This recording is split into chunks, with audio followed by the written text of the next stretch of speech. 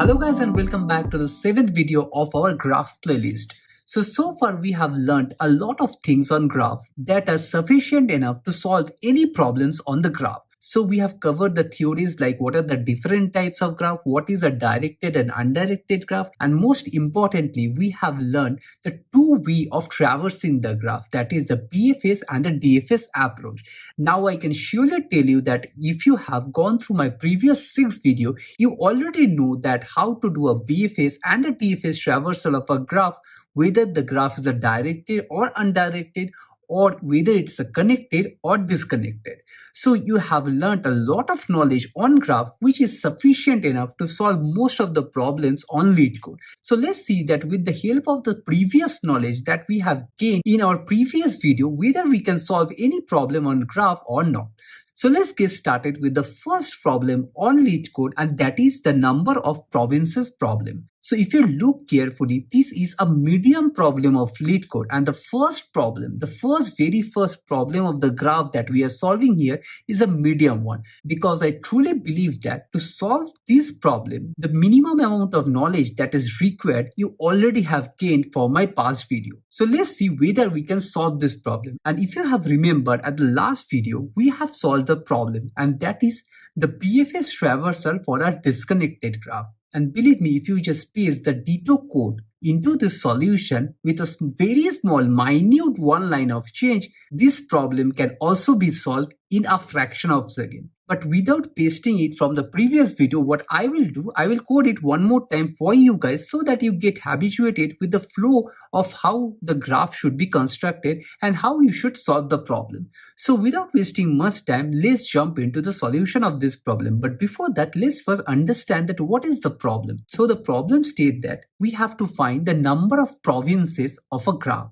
So here if you see, this is a graph that is given, that is with the vertices as 1, 2 and 3. And you have to tell how many provinces or how many connected components are there in this graph. So if you just go through this problem statement one time, you will get to know provinces is nothing but the total number of components that are present within this graph. And if you remember in our last video also, we have solved this problem, that is how to run the BFS or a DFS algorithm for a disconnected graph. And the same code we will be using over here also to count the number of provinces. So let's see how to do it. But the concept is still the same, that is we have to change the initial position or the starting position of the BFS or the DFS traversal. So to solve this problem, you can easily take any of the approach. Means you can either take the BFS approach or you can take the DFS approach. But here we will solve it with the DFS approach. Why? No reason. Just because DFS has few lines of code, it will be easy for me to code it. That is the only reason. So you can easily solve it with any of the approach. So I will request you, I will solve it right now with the help of the DFS approach, but I request you to solve it with the help of the BFS approach so that you can practice both the approach. So without wasting much time, let's get started. But before that, if you like this video, please do like, share and subscribe to my channel, and do not forget to hit the bell icon so that you never miss an update from my side and you are always ready for your next interview. So let's get started. So the very first thing, let's first understand that how this problem statement is given. So here if you see the way the input statement is given is here they have given a matrix, a 3x3 matrix, which is nothing but your adjacency matrix. So we have to first analyze that how this adjacency matrix is represented over here and how we can convert this matrix into a graph format. So let's first see that. So if you look carefully on the first example that is given, this is the three-dimensional matrix they have given. And they are telling we have the vertices as 1, 2 and 3. So with what we will do, we will mark these indexes as 1, 2 and 3. So if you look carefully, this matrix is not a zero-based indexing. Here, the first index is nothing but the 1.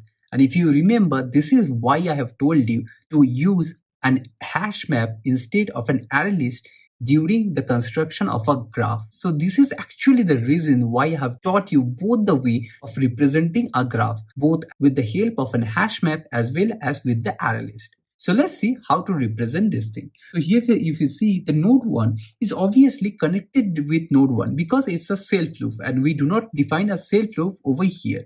So If you see, node 1 is connected with node 1, so it is marked as 1. Similarly, node 2 is connected to 2, so it's marked as 1. Similarly, node 3 is connected with node 3, so it is also marked as 1. So we do not have to consider that. But the next thing that is important is, here if you see, node 1 is connected to node 2, and that is why here it is marked as 1. So if it is connected, we are marking it as 1, otherwise 0. So here if I draw a graph, so we have 3 nodes, 1, 2 and 3. And here you can see node 1 is connected to node 2 since it is marked as 1. So we will connect it over here. Similarly, node 2 is also connected to node 1 because it is an undirected graph. And if you remember, undirected means it's a bidirectional. So node 1 is connected to node 2. Similarly, node 2 is connected to node 1. And that is why it is also marked as 1. So this is completed. Now if you look carefully, there is no other one in this matrix. So this is actually the graph which is represented with this adjacency matrix. And if you look carefully, the picture given over here, this also represents the same thing. That is 1, 2 and 3 are the 3 nodes and 1 is connected to 2. So this is how this matrix is given to represent a graph. Now we have to convert this matrix into a graph data structure that we have learned in our previous video. So let's see how to do it. So for that, what we'll do, we'll simply create a class called as graph, and I will not go into the line by line explanation over here again because in my previous video also I have told you how to create the graph class. So let me just proceed with the coding. So here what we'll do, I will create the class called as graph, and here I will create an hash map which will be having an integer and a list of integers which are nothing but the connected nodes, and I will name it as adjacency list. Now we'll simply create a constructor for this graph class and we will initialize this object. So we are done with this thing. Now what we have to do, and as you know, we have to create two functions. One is the add edge and another is the get connected node. So what we'll do, we'll create a function called as add edge, and here we will pass two values, that is u and v, means node 1 and node 2. And as you know, since this is a connected graph, we have to keep the entry on the connected nodes or for both the vertices. So let's do it. I think till this point, it is very clear to you that how we are creating this add edge method. And if you are not clear, I will highly recommend you to go through my previous video. Now what we'll do, we'll write the next method, that is the get connected node. And that's it. We are done with the graph class. Now what we'll do, we have to simply initialize this graph object with the matrix that is given over here. So here you can see this is basically a 2D matrix. So let's see how to initialize this thing. And for that, what we have to do, we have to simply write a for loop to iterate over this matrix. So we'll write a simple for loop over here. Obviously, since it is a 2D matrix, we are writing the two for loop. One is the inner loop and one is the outer loop. These are some basic concepts. Now what we'll do, first we will have to create the graph object.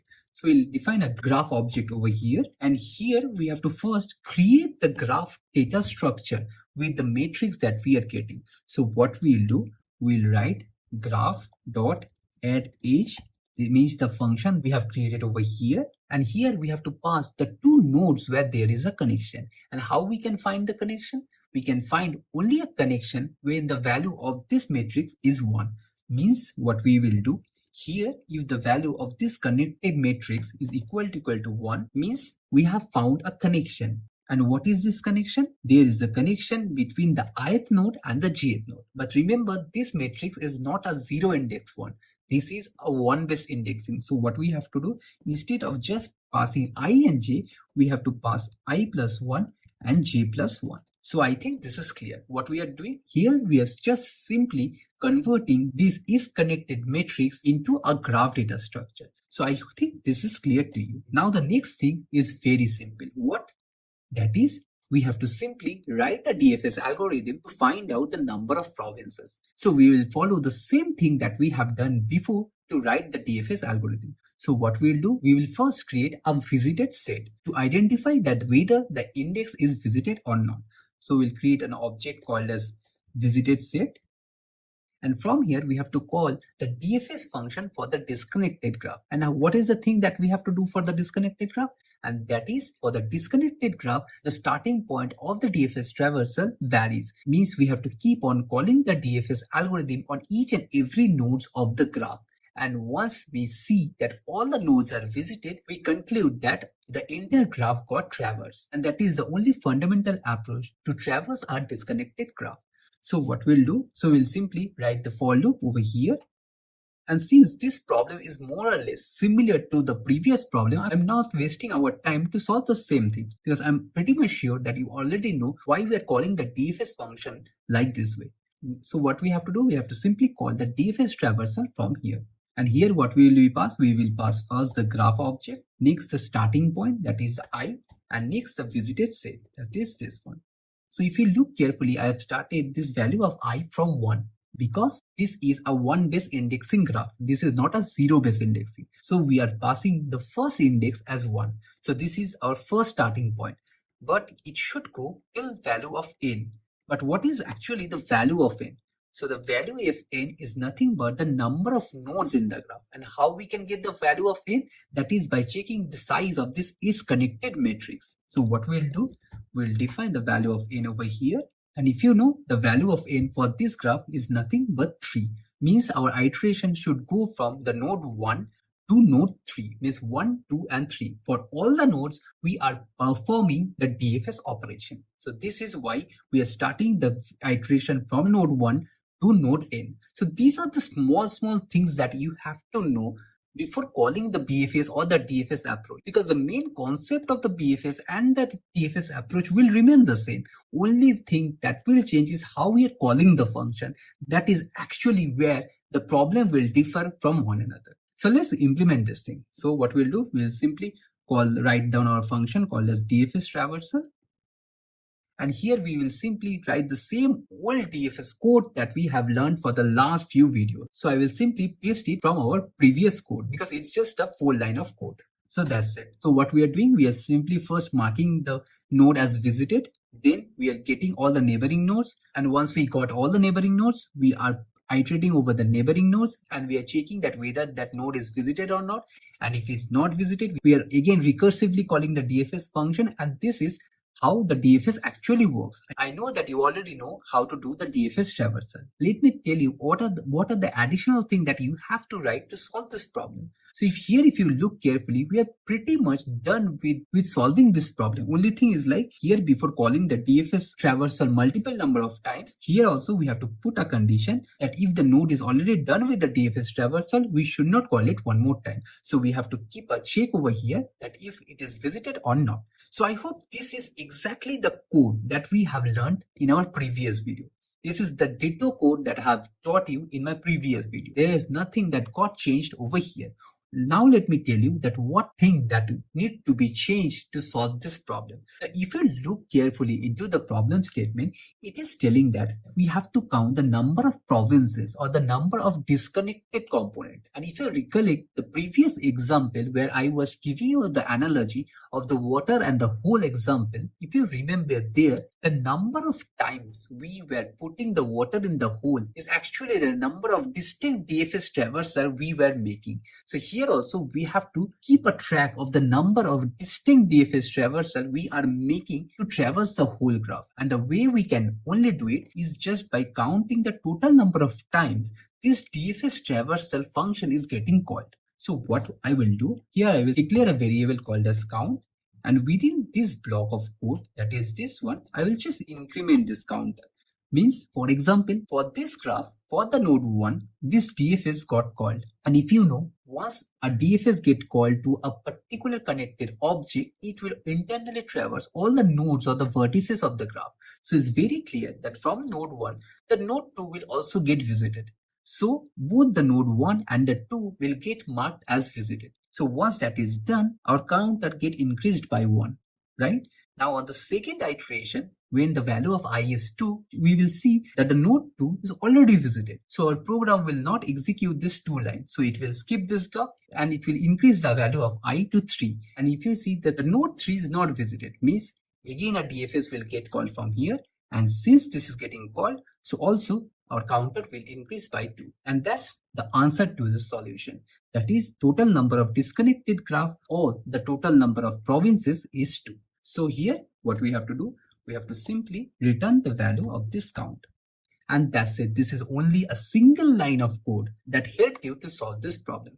Let me just click on run and let's see whether we are getting some compilation error or not. So here if you see, we are getting a compilation error, obviously, because we have not initialized new over here. So just there's some typos also. Let me just correct all these things quickly. And that's it. Here you can see we have passed both the test case. Let me also click on submit and great. Here you can see our solution got accepted and we have passed all the test cases of the Leetcode. Great, right? You can see how easy it was to solve this problem. What we have done simply a DFS traversal. And while we are doing the DFS traversal, we have just kept a counter to identify that how many number of times this DFS is getting called. That was the only thing that you have to do to solve this problem. And here you can see how easily we have solved medium level question of graph on Leetcode. So I hope you have thoroughly understood that how we have solved this problem. And in this way, we will solve one problem at a time and we will try to level up our problem solving skills on the graph data structure. So see you on the next video where we will solve another problem on Leetcode and we will check that how to solve that problem. So see you on our next video. But before that, if you have liked this video, do not forget to like, share and subscribe to my channel and hit the bell icon so that you never miss an update from my side and you are always ready for your next interview. So see you in our next video. Thank you.